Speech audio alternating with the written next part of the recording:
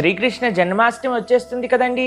జన్మాష్టమి రోజు ఏం చేయాలి ప్రభుజీ, ఎలా చేసుకోవాలి అని అడుగుతున్నారు. ఎంతో చక్కగా ప్రేమతో భక్తితో భగవానుణ్ణి ఆరాధన చెయ్యాలి. అర్ధరాత్రి భగవానుడు ఆవిర్భవించారు కదండి. చక్కటి ఉపవాస దీక్షతో నైవేద్యాలు ఎన్ని చేయాలో తెలుసా అండి? ప్రయత్నం చేయొచ్చు. 56 రకాలు చెప్పన్ భోగ్ అంటారండి కృష్ణుడికి. ఎందుకో తెలిసిన, యశోదమ్మ ప్రతిరోజు కనీసంలో కనీసం 8 రకాల నైవేద్యాలు చేసి భగవానుడికి పెడుతూ ఉండేదటండి. కానీ భగవానుడు ఎప్పుడైతే గోవర్ధనగిరి ఎత్తాడు కదండి, 7 రోజులు 7 రాత్రులు స్వామి ఎత్తేసరికి యశోదమ్మ అనుకున్నదట, అది తండ్రి నీకు ఇన్ని రకాల నైవేద్యములు ఇన్ని పూటలు చేయలేకపోయాను, ఇప్పుడు చేస్తాను అని 7 రోజుల తర్వాత 7 × 8 ఎంతండి? 56 నైవేద్యములన్నీ చేసి భగవానుడికి పెట్టిందటండి. కాబట్టి వీలుంటే ప్రేమతో భక్తితో ఆనందంతో జన్మోత్సవాన్ని చేసుకుందాం.